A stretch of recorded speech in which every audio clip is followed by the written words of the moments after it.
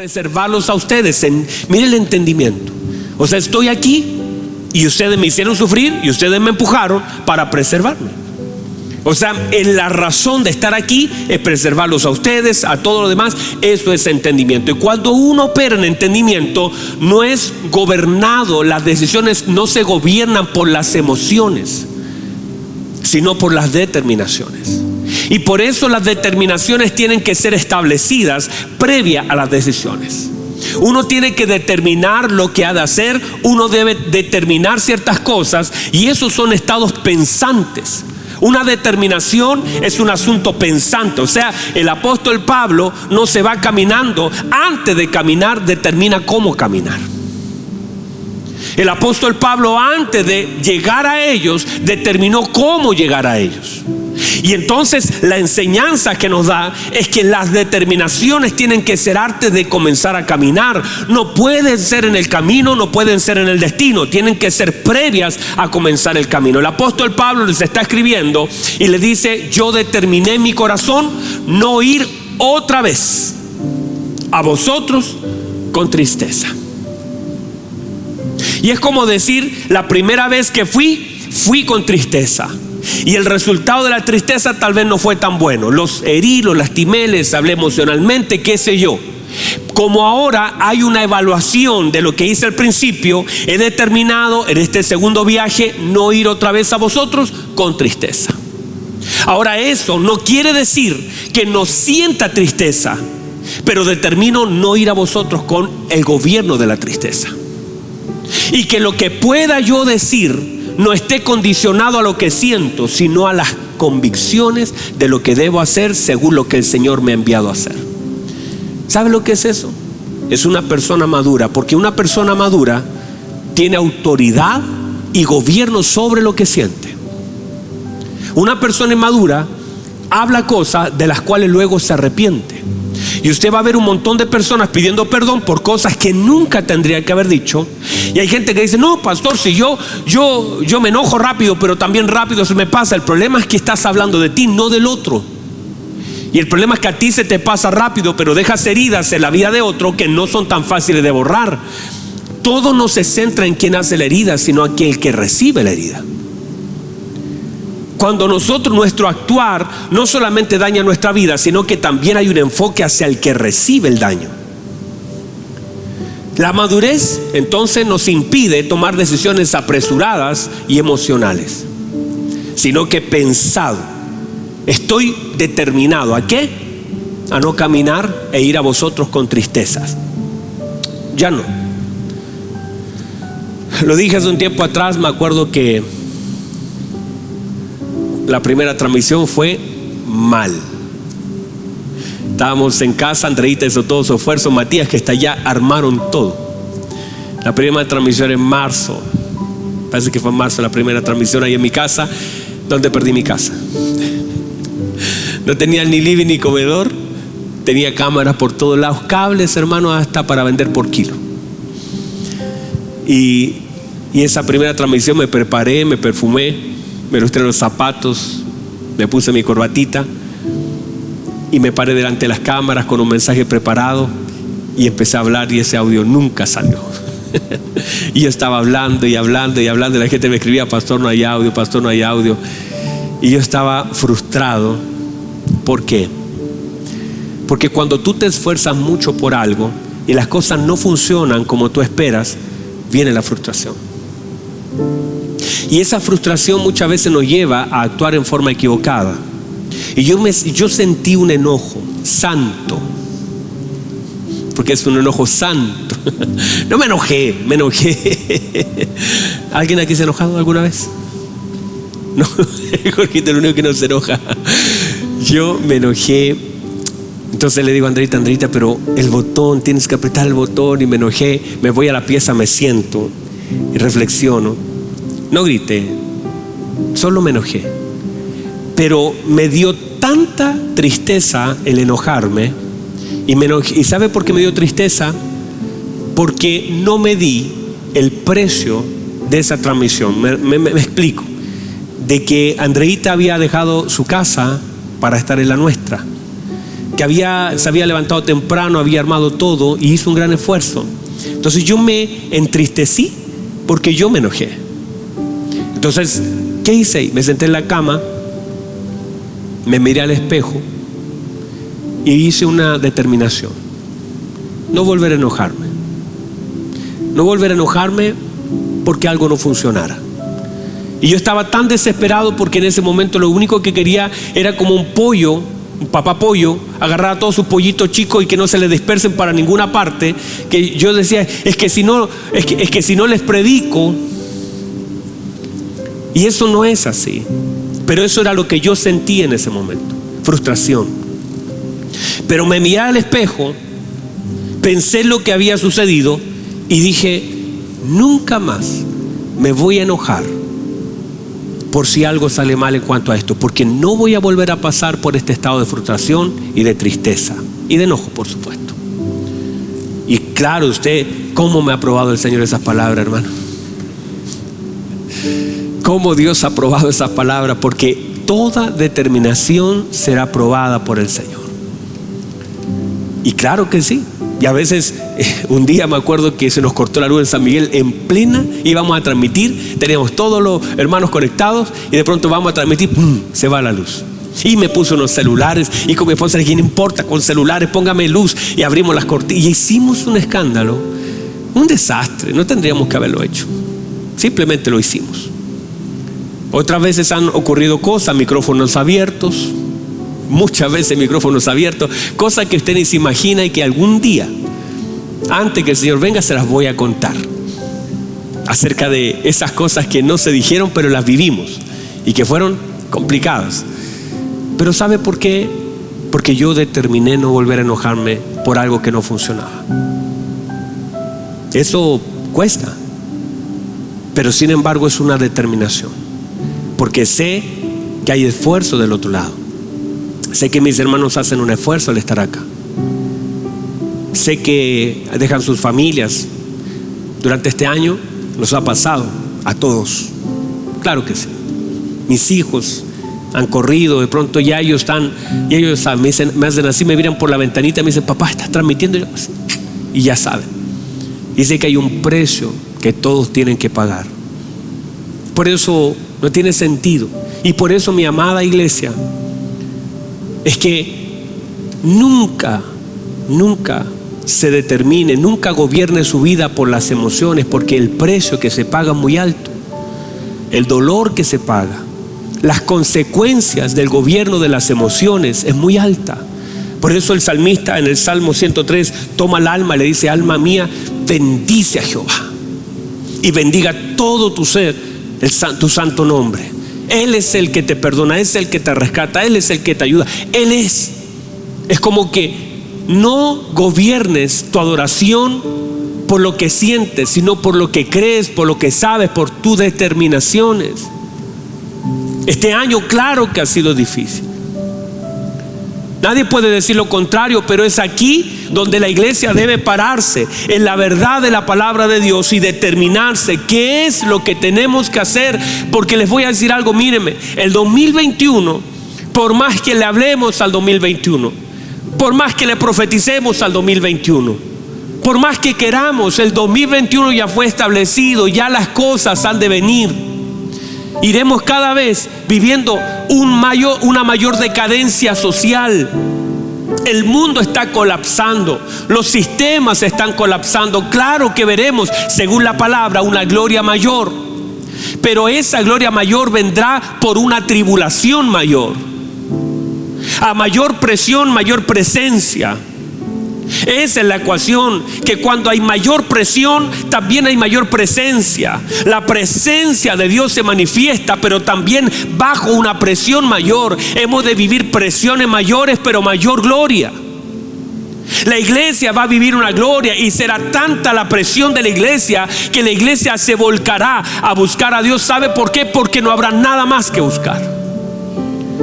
¿Sabe por qué la iglesia, el derramamiento del Espíritu Santo vendrá por un gemir de la iglesia y vendrá como un refrigerio? No vendrá como un juego, no vendrá como una diversión, no vendrá para que nos sintamos mejor que otro, vendrá para hacernos madurar, para hacernos crecer, y a veces el dolor también nos ayuda a entender y crecer.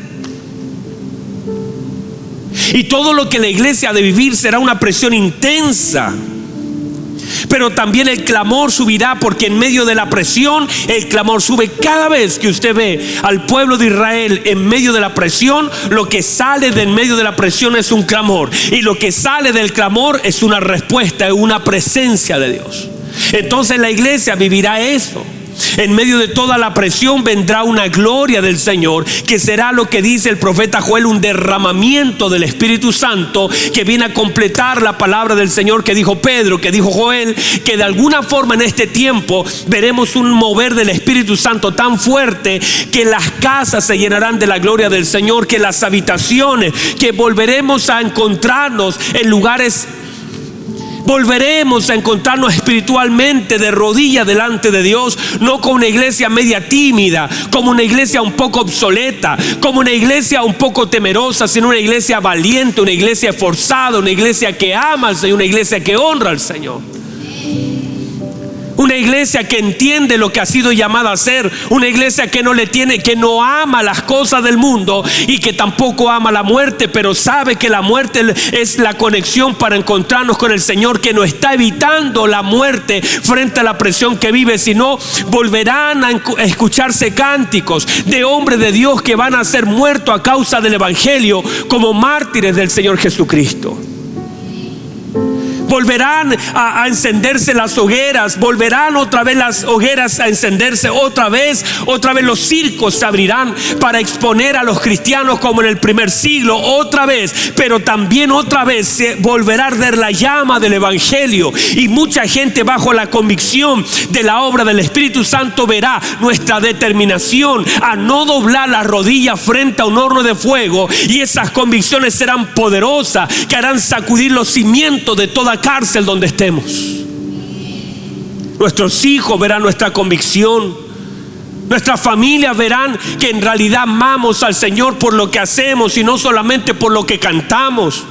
Nuestras familias verán que en realidad amamos a Dios por las cosas a las que renunciamos, y no solamente las peticiones que tenemos delante de Dios, sino las renuncias que tenemos por causa de Él. Se verá una iglesia que está dispuesta a renunciar, y no solamente que tiene un listado de peticiones, sino una iglesia que está dispuesta a dejar, a soltar a causa del amor, está dispuesta a circuncidar su corazón y a cortar relaciones con el mundo para tener relaciones con nuestro Señor. Una iglesia que ame a su Señor por sobre todas las cosas, que su vida no le sea tan trascendente como la vida de Cristo. Una iglesia que honra al Señor en medio de los cánticos, que no dependa de todas las cosas que el Señor nos ha dado y que no vamos a pelear con eso, porque gracias al Señor por todo lo que nos ha dado. Pero eso no determina nada en nuestro corazón, que las cosas van y vienen, y ya lo hemos aprendido, pero el Señor permanece fiel. Que hemos estado adorando al Señor en una casa con una guitarra, y aún así el Señor se mueve en medio de su pueblo. Que damos gracias a Dios por las bandas que tenemos, la tecnología, pero también en nuestras casas los momentos más hermosos. Yo recuerdo una de las noches más hermosas que tuve en mi casa fue poniendo a mis hijos alrededor de una lamparita, poniendo luces bajas y diciendo: hijos, vamos a adorar a Dios. Y esa noche creo que fue la más hermosa. No había una pantalla, solamente había una familia adorando a Dios. Lo sencillo pero poderoso del Evangelio. Eso es lo que vamos a ver. Entonces la iglesia del Señor Jesucristo tendrá que aprender a ser firme. ¿Y por qué le hablo esto? Porque mucha gente este 2020, a causa de lo que vivió, quedó tirada en el camino. Mucha gente, a causa de lo que vivió, comenzó a desconfiar del Señor. Y no puede ser que pasemos de un año a otro. Este año no, míreme por favor, la plata que tiene el 31 de diciembre será la plata que tendrá el 1 de enero. Las cosas no cambian porque cambia el día, la fecha, un calendario gregoriano, lo que usted quiera. Lo importante es cambiar de convicciones, de determinaciones, de conocimiento. Lo importante es pedirle al Señor que cambie nuestra vida. No espere el 31 de diciembre. Toda la gente hace planes para eso. Y la gente piensa que porque cambia el año cambia la vida. Pero al mes de enero se van a dar cuenta que la vida seguirá siendo la misma. Muchos de ustedes seguirán con problemas matrimoniales, seguirán teniendo conflictos con sus hijos, seguirán teniendo, si no le piden al Señor con humildad de corazón que Él cambie sus vidas, todas las cosas seguirán igual y peor el próximo año. Las cosas no cambian porque cambia el año cambia, y lo único que va a tener que sacar el calendario del gas que le regaló y poner otro, el calendario de la carnicería. Lo único que va a cambiar es eso. Pero Dios puede transformar su vida en la medida que nosotros nos humillemos, porque el Señor siempre está dispuesto a ayudarnos. Su ayuda siempre está de camino hacia nuestra vida, pero nosotros muchas veces la desechamos, la rechazamos. Por eso este año, más allá de todo lo que hemos vivido, podemos glorificar al Señor por todo lo que Él nos ha permitido vivir. Si usted tiene vida, si todavía se toma el pulso y dice: pastor, siento que todavía mi corazón late, es una oportunidad de Dios. No sé cuánto nos va a durar. No es solamente una pandemia. Esta pandemia viene a manifestar cosas que hay en nosotros. La vida le pertenece al Señor. Dice Job que nuestra vida ha sido determinada por Dios. No es una pandemia la que me quita la vida, es el tiempo del Señor sobre mi vida, y ya. Lo importante es que en el tiempo que me queda honra al Señor con mi vida. Diga amén, diga gloria a Dios, diga aleluya. Déjeme leerle este versículo. Vamos, quedan 8 minutos. Déjeme hablar. Tengo tantas cosas que decir y no avanzamos en nada. Míreme por favor. Hablamos acerca de las determinaciones. Hemos establecido que estas deben estar basadas en la palabra de Dios. Deben ser firmes frente a los procesos y tiempos y circunstancias. Que debo ser consciente de que mis palabras serán pesadas y probadas. Que debe haber una consecuencia entre lo que digo y lo que hago. Que deben gobernar sobre las estaciones de mi vida y aún sobre el tiempo que vivo. Cerramos hace un ratito atrás hablando acerca de esto. El apóstol Pablo dice: me propuse, determiné conmigo mismo. Eso es ponerse de acuerdo, cuerpo, alma y espíritu. Pues determiné para conmigo. Me pongo de acuerdo. Ponga atención a esto. Cerramos hablando del tiempo y cómo el tiempo puede gobernar.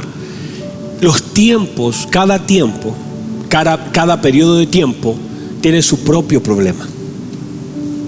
Hay gente que, por ejemplo, en el tiempo, cuando la Biblia habla tiempo de reír, no es que te hagan cosquillas, sino que habla de aquellos momentos en las cuales las cosas que esperas o que deseas se cumplen, aquellas cosas que traen gozo a tu corazón.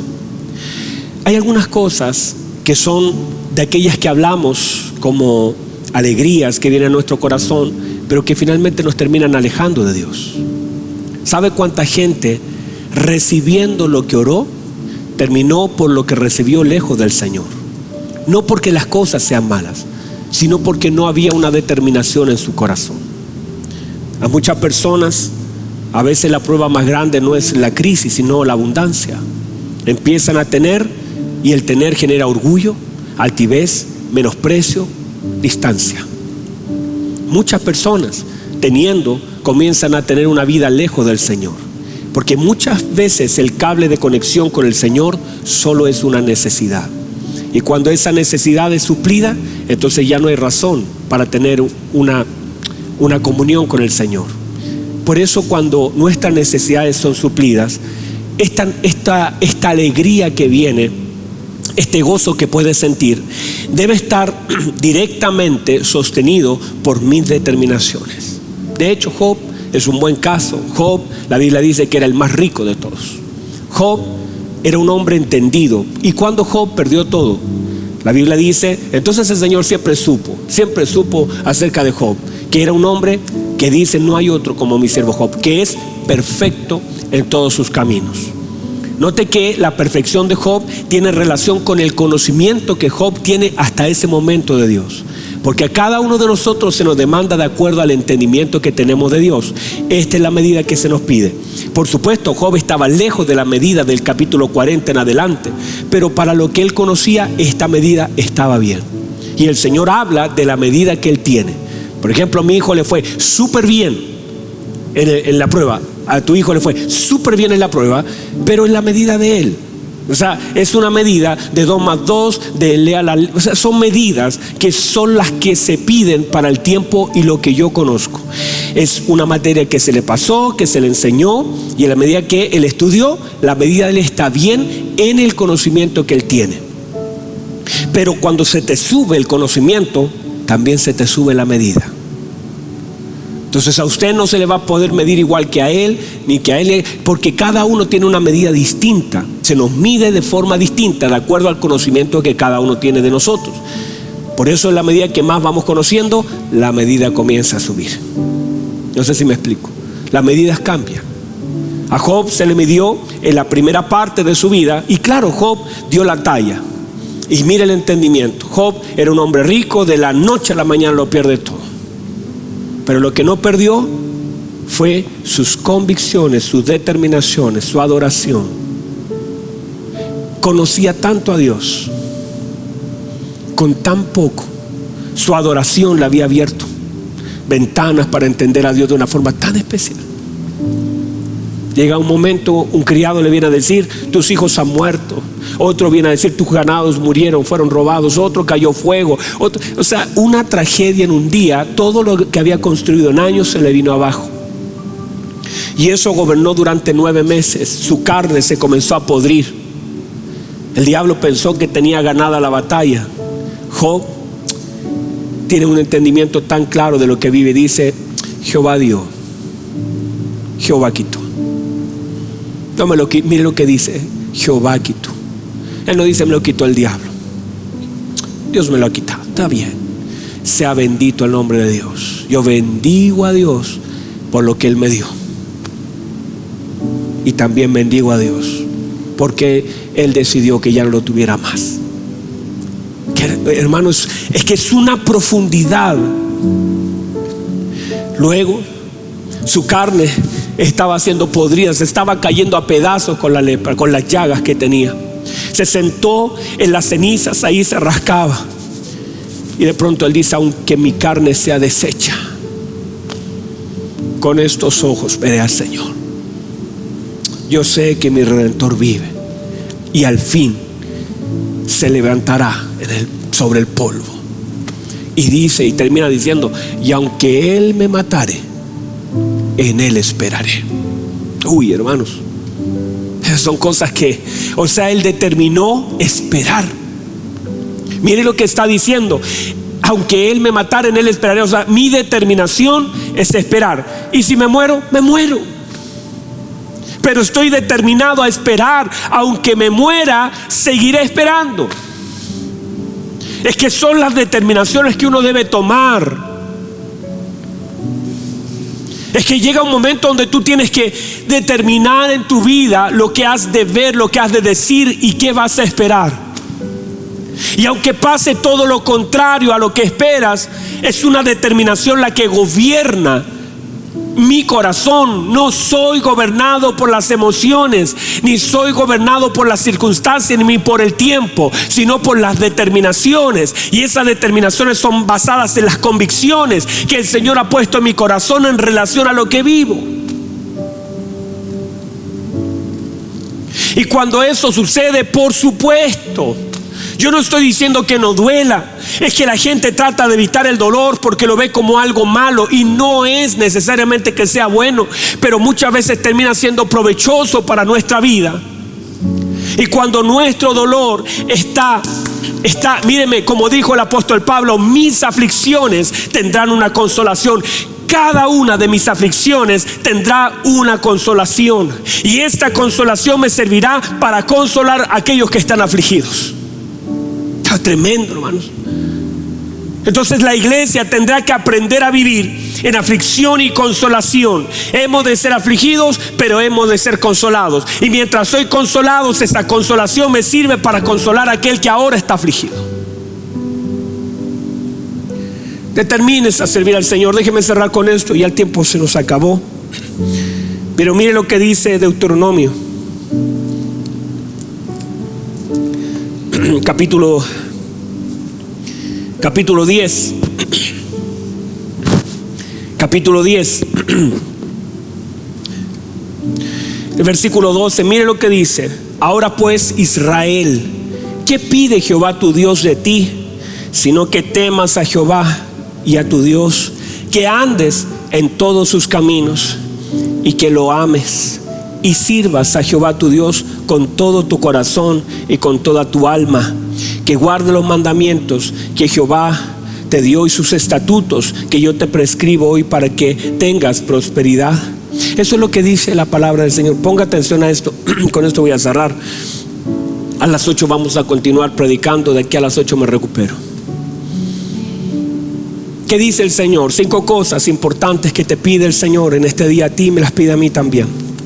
El Señor dice que le temas al Señor. Eso habla de honra, número 1. Número 2, andar en sus caminos. Quiere decir, para andar en sus caminos debes conocimiento de Dios. Número 3, amor. Número 4, servicio. Y número 5, guardar su palabra, y eso es obediencia. Perdón. 5 cosas a las cuales te debe determinar. Con esto voy a cerrar. Número 1, ¿qué pide el Señor? Que le conozcas. Porque ¿cómo vas a servir y amar a un Dios que no conoces? Como todo lo que conocemos de Él lo vas a escuchar desde un púlpito. Búscalo. Determínate a buscar al Señor, a leer su palabra. No a buscar la opinión de otros, sino decir: Señor, yo quiero conocerte. Determínate a buscar del Señor. Número 2, determínate a amarle. Número 1, a conocerle. Número 2, a amarle. Número 3, a honrarle. Hónrale con tu vida. Que todas tus decisiones sean honrarlo a Él. Señor, ¿hago esto para honrarle o no hago esto para deshonrar? No lo voy a hacer. Si esto deshonra a Dios, yo no lo voy a hacer. Si esto no honra al Señor, yo no voy a ir. Pero si esto le honra al Señor, aquí estoy. Conocerle, amarle, honrarle. Número 4, servirle. Determina tu vida a servirle. Que todos los dones que le ha depositado, todas las gracias que le ha dado, sirvan al propósito de Dios. No puede ser, mi amado, que todo lo que el Señor te ha sumado no sirva para que tú cumplas el propósito de Él. Todo lo que ya sabes, eres bueno en tantas cosas, y todo lo que puedas hacer que le sirva a Él. Y número 6, obedézcale. Obedezca su palabra. Predique el evangelio. Ame a la gente. Perdone. Estas 5 cosas deben ser determinaciones en tu vida. Conózcale. Ámele con todo su corazón. Hónrele. Determínese a honrarlo. Determínese también a servirle. Y determínese también a obedecerle. El Señor dice: esto es lo que yo demando, porque mis determinaciones deben estar basadas en la bendita palabra de Dios. No es lo que yo quiero dar. Nunca seré un Caín dando lo que quiero dar. Seré un Abel dando lo que Él quiere recibir. Sea como Abel, dele al Señor lo que a Él le agrada. Lo que a Él le agrada. No lo que usted quiere darle, lo que Él le pide. Dele al Señor. Dele todo lo mejor de su vida. Determínese a servir a Dios, determínese a amarlo, determínese a honrarlo, determínese a conocerlo, determínese a obedecerlo. Todas estas 5 cosas, amados, pueden ser tan trascendentes para su vida. Son tan sencillitas, pero son tan profundas. Y si usted lo hace, manténgase en sus determinaciones. El apóstol Pablo dijo: yo determiné no ir con tristeza. Haga lo mismo, haga lo mismo. Determínese antes de caminar cómo va a caminar, cómo va a llegar y qué es lo que va a hacer. Determínese mañana a aparecer en su trabajo bajo la honra al Señor, el amor al Señor, la obediencia al Señor. Determínese a hacer cosas. Vamos a orar al Señor. Aleluya, vamos. Honra al Señor, honra al Señor. Un minuto. Que sus alabanzas honren su presencia.